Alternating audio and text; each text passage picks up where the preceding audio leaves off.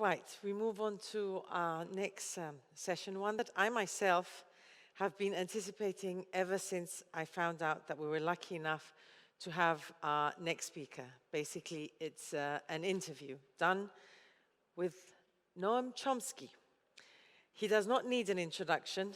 However, I must say one thing, if I must say one thing, is that he is the most significant intellectual alive, something that even the New York Times has admitted. Journalist Yiota Demetriou had an interesting discussion with him regarding the Cyprus problem, peace in general, and climate change. Ladies and gentlemen, Noam Chomsky.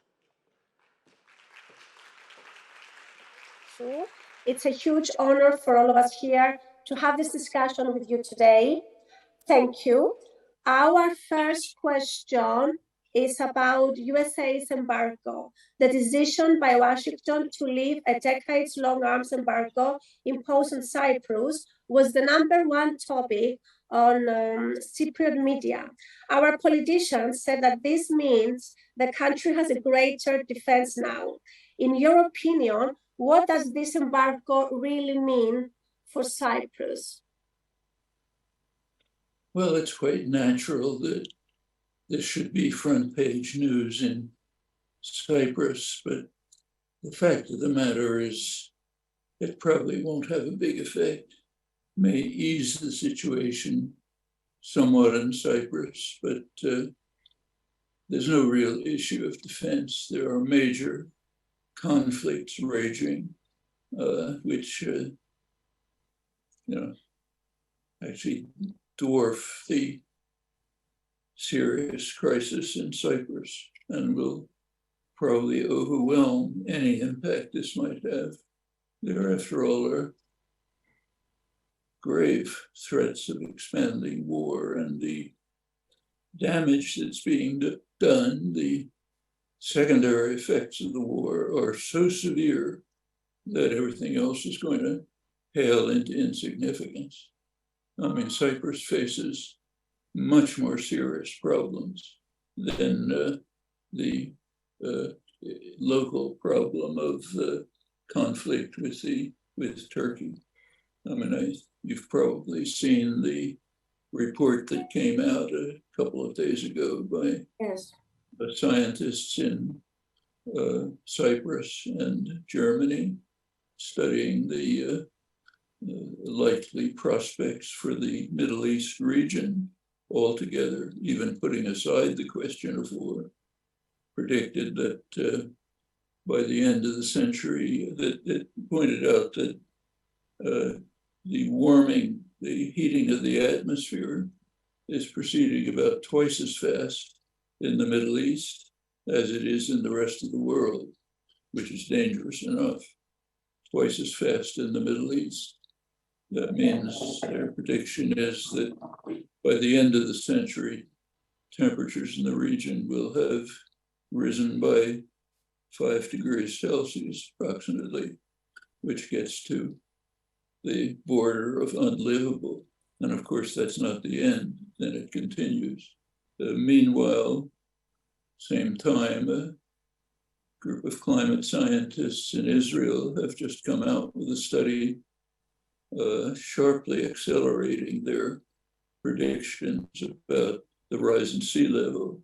They now conclude that by mid-century 2050, sea level in the Mediterranean, Eastern Mediterranean, will have risen about 1 meter. Now, by the end of the century, about 2.5 meters.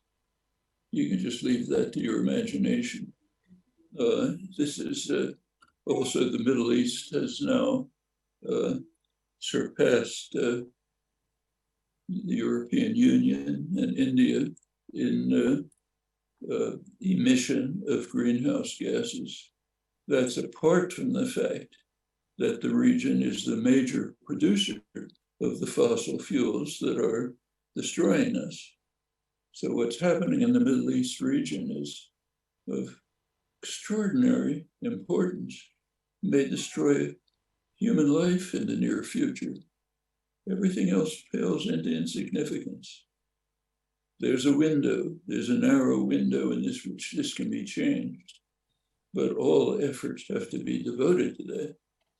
Otherwise, all local problems will disappear.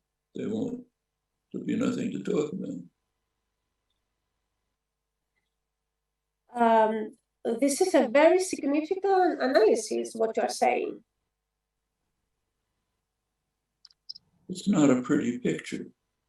If you take a look at the human species today, kind of like a man falling off a skyscraper. When he passes the 50th floor, he sees a friend looking out the window. He waves, he says, "Hi, everything's fine." He's soon going to find out that everything isn't fine. That's what the human species is doing, like a sleepwalker walking off a precipice. We know the facts. They're available. Scientists in Cyprus were the main authors of the most recent study that I quoted. It's not remote, but we can pretend we're not going to look at it until we hit the bottom. Yes. Okay. Let me go on our second question. Cyprus is the only divided country in Europe. What is your opinion on the Cyprus problem? Is it possible to unite a country after 48 years of division? It's not easy. I wish I could give an easy answer, but I don't have an easy one. I don't think anyone has. Is it possible? Yes, it's possible, but it will take a willingness to accommodate despite conflict. That's a local matter. Can the Turkish and Greek Cypriot societies overcome the local conflict and reach an accommodation as they must? Now, that's not a problem specific to Cyprus. It's a much bigger problem in the world. There's a very simple fact that we have to face. The great powers, United States, Russia, China, are going to have to find a way to overcome their conflicts, which are very severe, and to accommodate to one another. If they don't, human civilization can't survive. There are very serious crises facing us, crises that have never arisen in human history. Where, of course, it's natural to be focused on one's local problems, but they are part of much broader ones. One of them is the very severe crisis of global warming. Another is the increasing threat of nuclear war, which is in the headlines right now, and properly. Nuclear, and though it's not discussed much, there's a more serious problem arising in the in the Indo-Pacific region, which NATO has now decided is part of NATO. The last NATO summit meeting determined that the North Atlantic includes the Indo-Pacific region. Now, it doesn't get much reported, but it's a very serious fact that the United States is sharply increasing the provocations over Taiwan.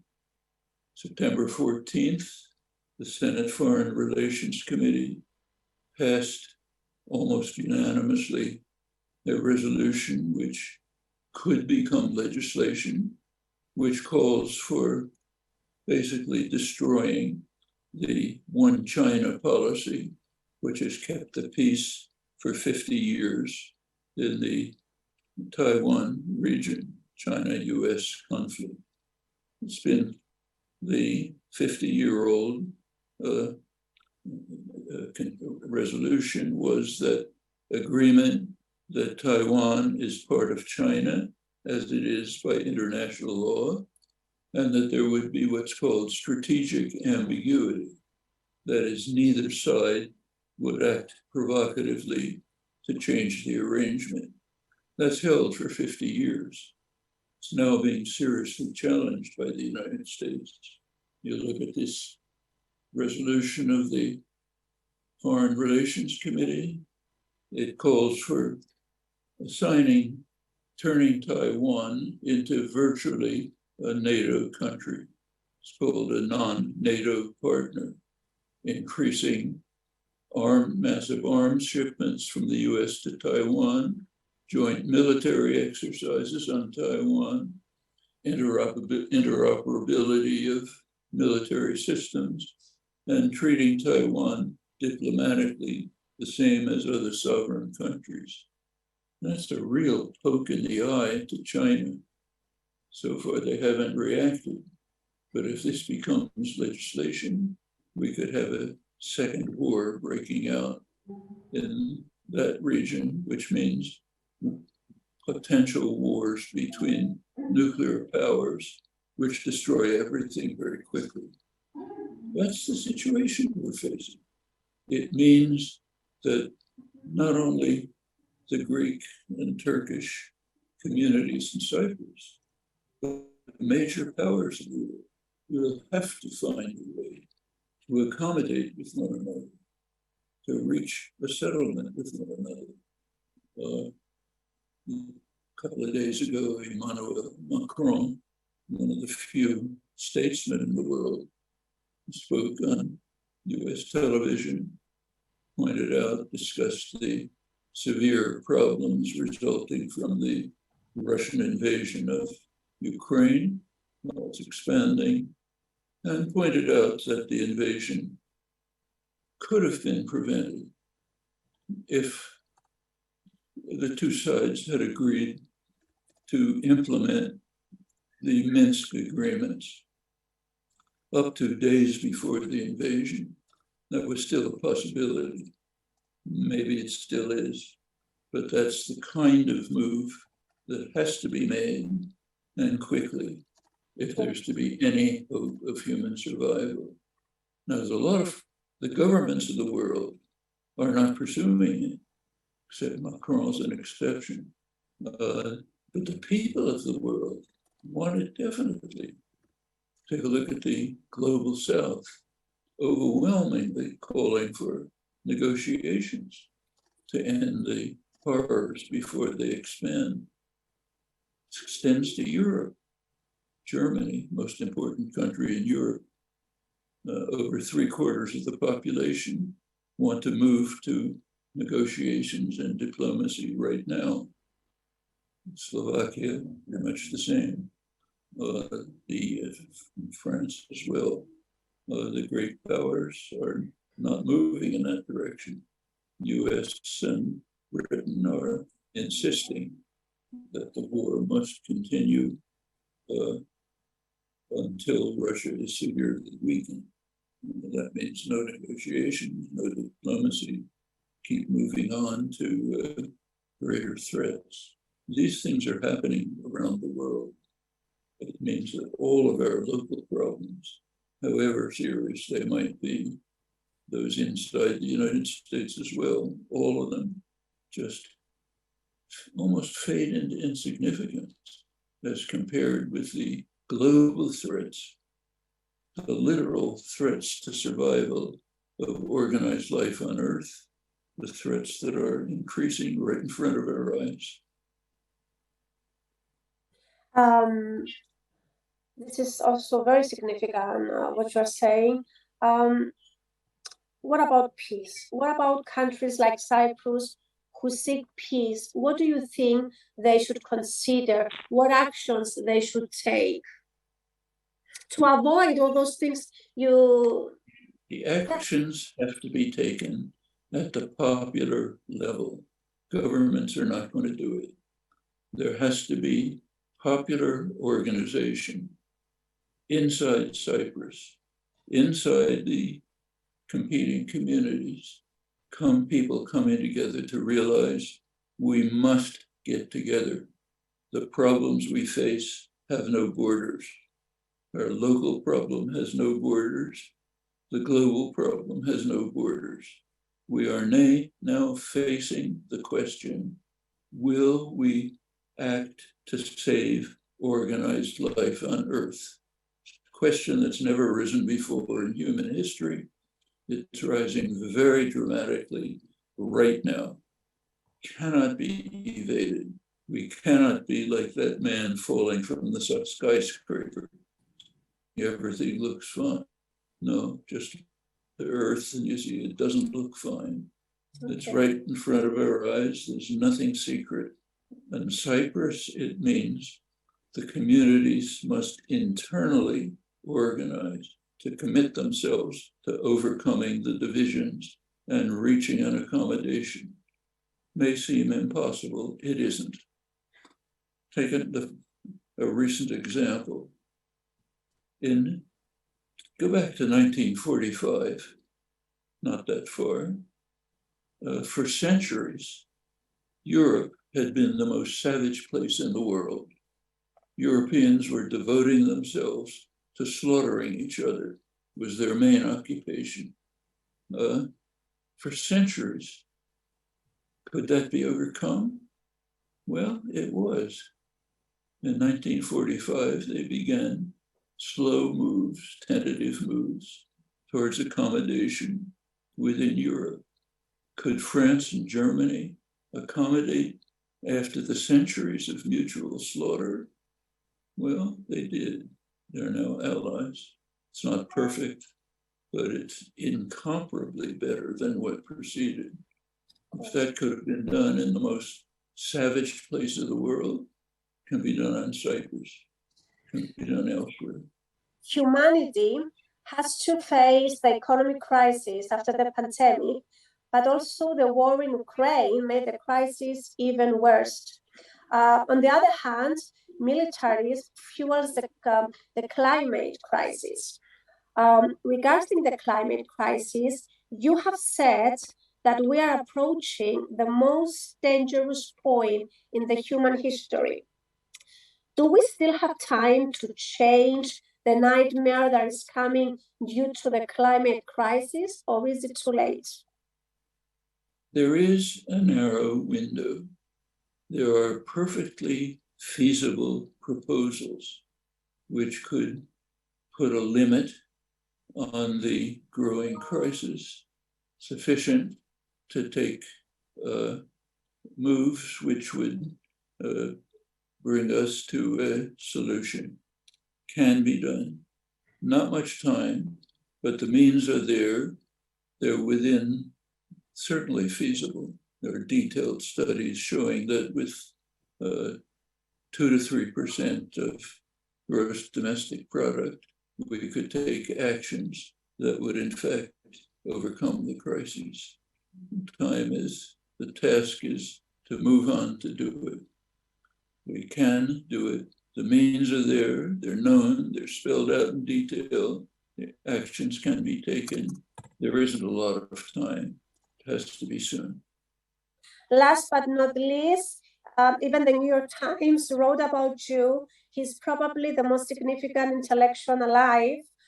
So as the most significant intellectual alive, we would like to ask you to tell us in just one sentence, with your hand on your heart, if you see any brighter future ahead and what humanity must have in mind if we want to see better days for our countries. I think there's plenty of hope that there's a brighter future ahead. Just look at what young people are doing around the world.